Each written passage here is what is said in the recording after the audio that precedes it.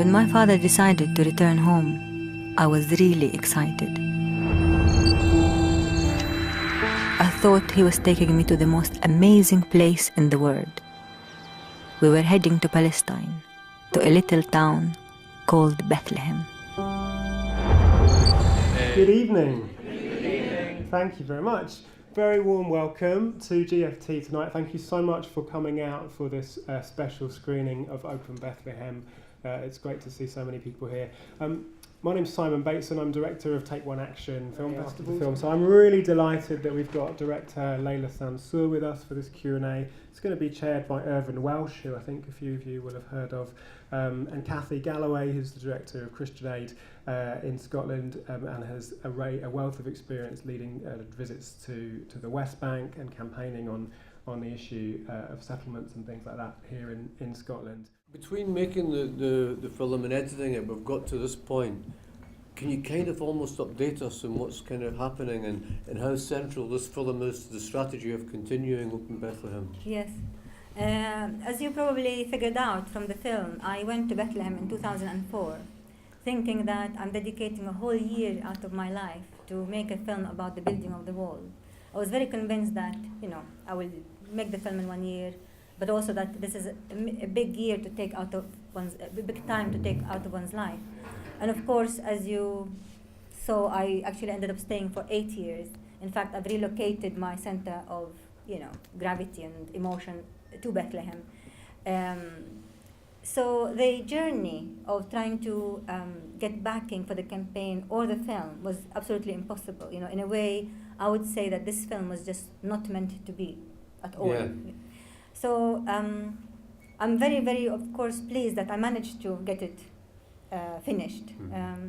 And also, I think that I took time out of the campaign in the last 3-4 years in order to finish the film, because I started believing that maybe with the film we can reach out to audiences and maybe we can invite people to join Open Bethlehem as a campaign, and also help people understand what kind of future we're envisaging, what we're inviting people to do, and that they feel inspired to join us.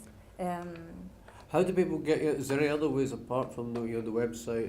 People can get involved in the campaign, and how would people actually go about going to Bethlehem? What would be the process? How would you book that? Yeah, I mean, going to Bethlehem is very, very easy, and I know that some people often ask questions about safety, and in a way, I mean, I always fail to talk about safety in Bethlehem because I just can't believe that people think it's not safe there. It's a city that lived off tourism for its whole life. It cannot not be safe. But recently, because all my team keep telling me you should talk about safety, I went to the Ministry of Tourism and seriously asked them to provide me with all the incidents of accidents that happened to tourists, like whether people were mugged or killed or whatever that happened to them. So I sat for a very long time in the ministry, and they could not give me any incidents. And I said, this is no good, because that's not real, and I really need an incident, because otherwise I cannot speak to audiences, Yeah. So after about 3 days of searching, this guy, very happily calls me to say, I found an incident for you. There's this old bloke who died having a shower in the Jasser Palace Hotel from a heart attack. Yeah. Did you always intend it to be such a personal film? Did you intend it to be about the family and about your journey there, or No, I mean, that's the thing. That kind of evolved.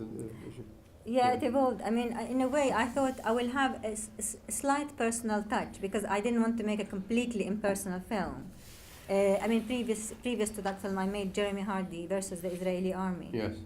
And that film did very well in cinemas here in the UK, and it had a story. And I knew that if I wanted to put it out in cinemas and reach out audiences, it needs to be more than just a list of facts. So I just wanted to slightly talk about my father's journey and my kind of relationship to the town while building the portrait of a town.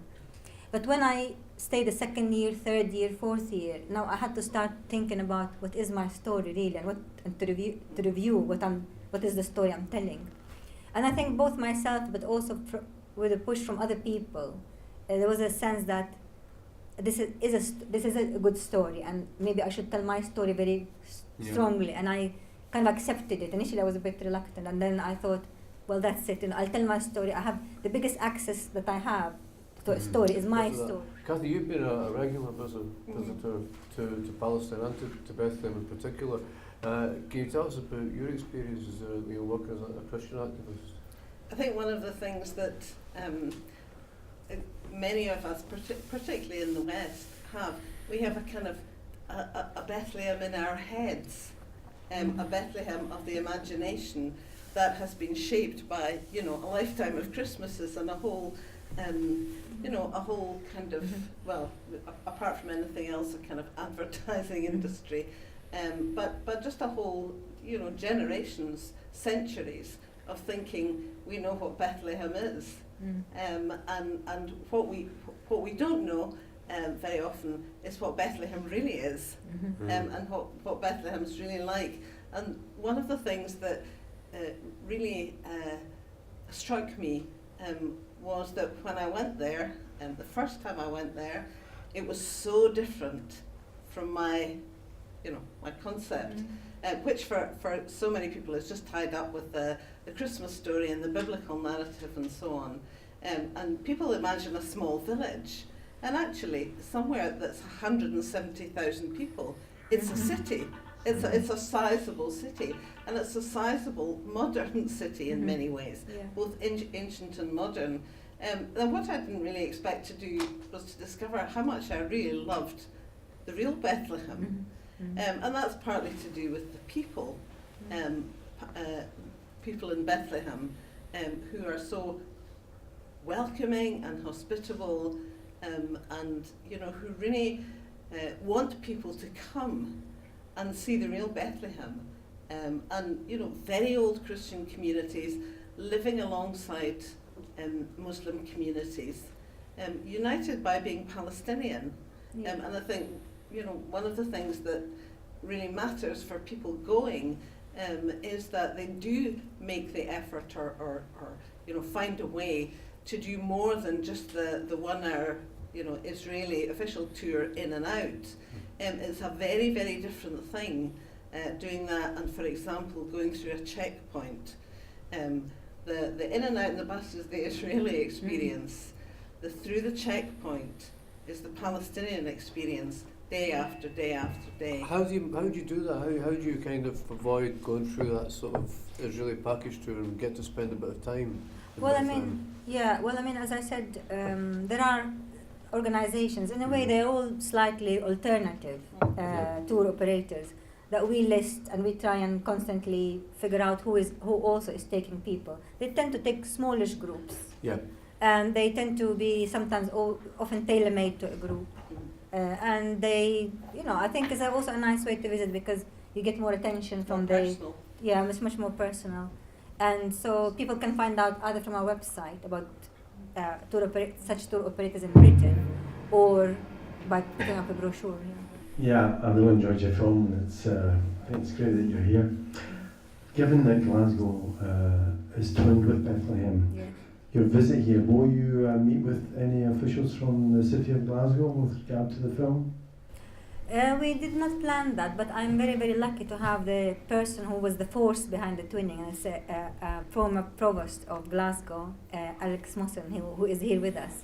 And I'm very, very honored to have him here. And I think he is actually a Bethlehemite. He's not he does not need a passport because he is really is a Bethlehemite, In simple terms, basically Bethlehem until quite recently was predominantly a Christian town. There was a sizable Muslim minority, but it wasn't the largest part of the population. So I would say that it's the urban population that's leaving. It's the people who lived in Bethlehem, the city, for a long time, both Muslims and Christians, who maybe were in better position to benefit from the tourism industry. And so when things go bad, it is this community, it's the urban population, like educated people, those who maybe with resources, end up leaving quickly and leaving quicker than others. Within that population, the majority are Christians. That's why maybe you would see reports about Christians leaving, but also because Christians have left, so many Christians have left with all the urban population leaving that they might become unsustainable as a community very, very soon. Of course, I'm sure that some people will think that is horrible because, of where Christianity emerged as a faith, and also there's a lot of long cultural tradition that surrounds, memory and cultural, sort of heritage, like songs in church, or the whole thing that brings all these places to life. But it's also very, very tragic that a Christian community should disappear, because the Middle East is in a very dangerous place, and everything is becoming more and more homogeneous and more separated. So cities like Bethlehem, where there is diversity, there is an open society, are very valuable. They are hugely important, and I think we should do everything we can to safeguard this kind of social fabric in the Middle East. And so Bethlehem is still holding, and I think it cannot hold forever. And so I think it's another thing that people should remember, particularly also because Bethlehem and Jerusalem are completely interdependent, two cities.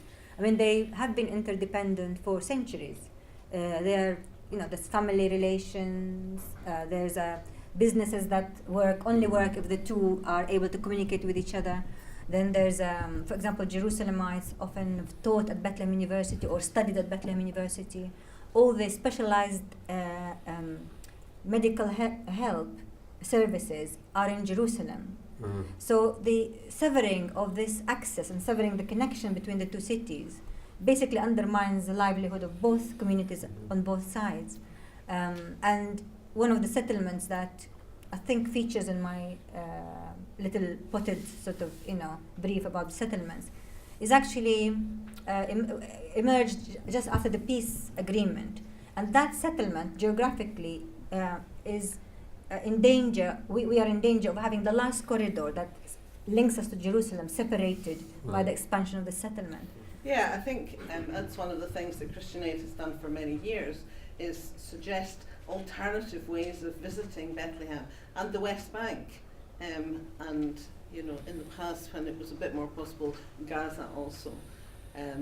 But one of the things that we do, Christian Aid, is that we every month in Scotland, in a different part of Scotland, we hold events which are trying to let people see the reality of the West Bank and the reality of Bethlehem now, and encourage them actually for people here to be saying, why do we not have another experience? We're being conducted round tours like people in North Korea, with this kind of very narrow kind of focus.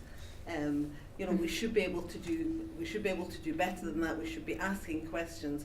We should be asking questions about Palestinian Christians, Palestinian lives, Palestinian economy, which is being devastated by the wall. Not just the tourism, but the agricultural, agriculture around Bethlehem. The olive trees. It's desperate to see the situation that many farmers and people that have olive groves find themselves in, because Israel controls the access, it controls the land, it controls the export. People are unable to export their produce without having to go through Israeli export processes and tariffs and so on. It's a real stranglehold, and so we should be in churches or in schools or anywhere. We should be really encouraging people to ask questions about this. It's also, I think, very important to point out that this wall is not only very high, it's also very, very, very long. I mean, it is twice the size of the borders between Israel and Palestine. Twice the size, meaning, well, how could this wall provide security when it meanders inside Palestinian city rather than being a straight line? I'm Cathy Galloway. I'm the director of Christian Aid Scotland, and I've just seen the film Open Bethlehem, which is a really powerful presentation or journey of one Palestinian woman who returned to Bethlehem, to her home city, and of her effort, her struggle, to have Bethlehem recognised as an open city? Hi, I'm Irvin Welsh. I just watched Open Bethlehem, a very wonderful, magical, emotional film, very sad film, and a film that generates a lot of emotions, makes you feel very angry too, but also very hopeful. And I would urge you to watch this magnificent documentary. Hi, I'm Alexander Mawson, former Lord Provost of the City of Glasgow. Been involved with the City of Bethlehem for a long number of years. Went there on the first occasion in 1987 and have been going there ever since. I've been made a freeman of the City of Bethlehem. Now I'm the proud passport holder of the City of Bethlehem.